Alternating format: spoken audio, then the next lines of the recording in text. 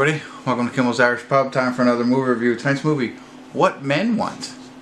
So, I believe it's a remake in a sense of What Women Want, which was Helen Hunt and Mel Gibson. That was a really good movie. And in this one, in very similar fashion, a woman is able to hear men's thoughts. So she's kind of in, sports world, like where I believe in the original it was more women's fashion or something like that. I don't know. I don't remember. But this one's she's in some kind of sports, maybe an agent or something like that, and somehow gains the ability to start reading men's mind. So it should be funny. I don't know. It might not be because we got a 4.6 on IMDb out of 5,260 people who rated it. So very low expectations. I did like the original, if that's what this is, the remake of that. It is an hour and 57 minutes long. I'll get into it, give you a better idea of what it's really about, and then tell you if it's worth watching or not. So, stick around.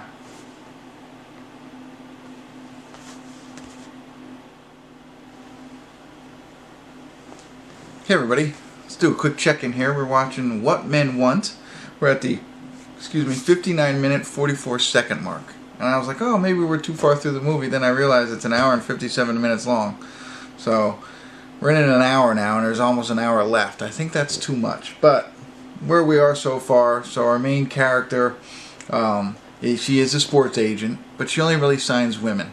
And she's up for a partnership, and they choose a male co-worker to become the partner because, he signs Major League Baseball, NFL, all that stuff, NBA, that kind of thing. So she gets passed by because of that.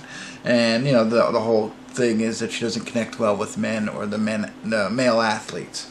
And one really cool thing is Brian Bosworth is her boss.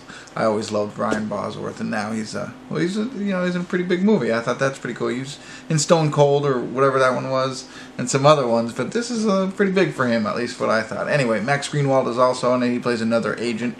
But it's her against all the other male agents in their agency or in the management suite. And she goes to a bachelorette party, sees a psychic, drinks a little bit of tea or something like that. She gets her powers of being able to hear men think. So that's how she gets it. Whatever. You knew that was going to happen. In the original one, I think he fell into water with a hairdryer. When he was trying on girls' stuff. Anyway, so she now has that power, and she's trying to use it to sign male athletes. So, and she's using it for other things as well. But that's where we are. I mean, it took an hour to develop that, but that's really it. And it's not. I don't think there's anything terrible about it. I don't know why the scores are that low right now. Maybe because it's redone. But so far, it's okay. I mean, especially if you haven't seen this before. If you haven't seen What Women Want, you wouldn't know this concept, maybe. And I like the idea of being able to hear other people's thoughts like that. I always enjoyed the movie the first time I saw it, and I was like, man, that'd be cool, wouldn't it? Then it could also be bad. You really know what people think about you, probably what you're thinking about me right now, and I'd be able to hear it. So I'm sure there's good and bad. But, no real laugh out loud moments yet. They tried hard, but there's no cringe-worthy moments either. It's terrible when you're judging a movie by its lack of cringe-worthy moments. But anyway, I have another hour left, so let me get back to it and see where it goes from here. But I wanted to catch you up on really what the plot is about, and I think that'll help us throughout the rest of the film, and hopefully it continues to be at least palatable. I'll be back in a bit.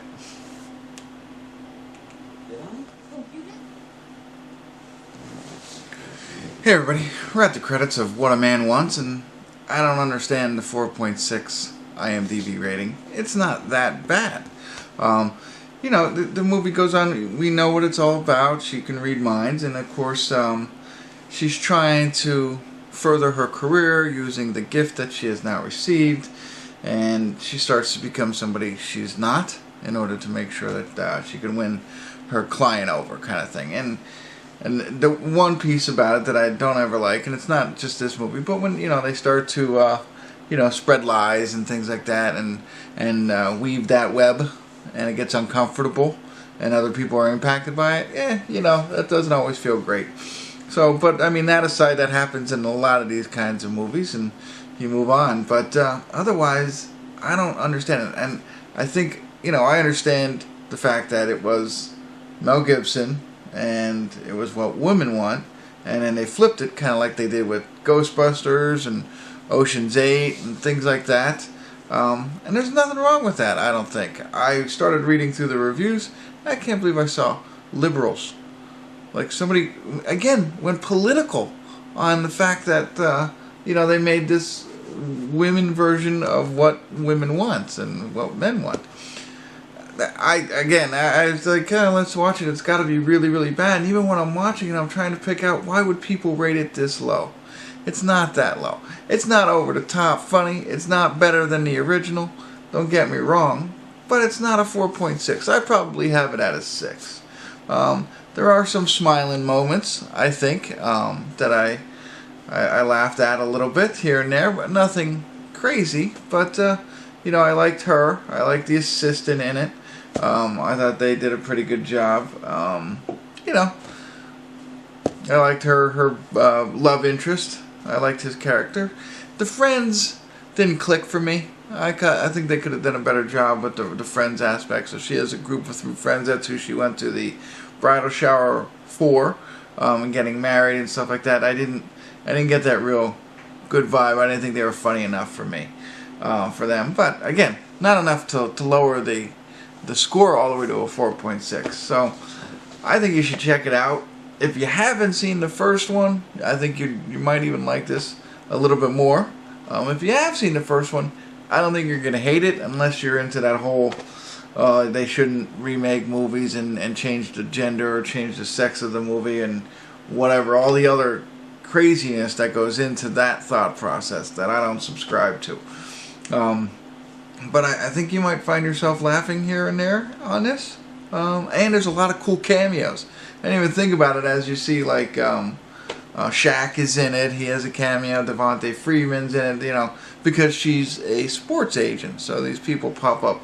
And then you think about it, well, Brian Bosworth was her boss. And I was like, oh, make the connection. What am I saying? Max Greenwald, he's in it. I thought he was pretty good. Not, you know, he wasn't on show. You know, he's a part of it, but he wasn't like focused on and things like that. So anyway, I'm sorry, I'm rambling on. I think you should check this out. And if you do, I'd love to hear your thoughts.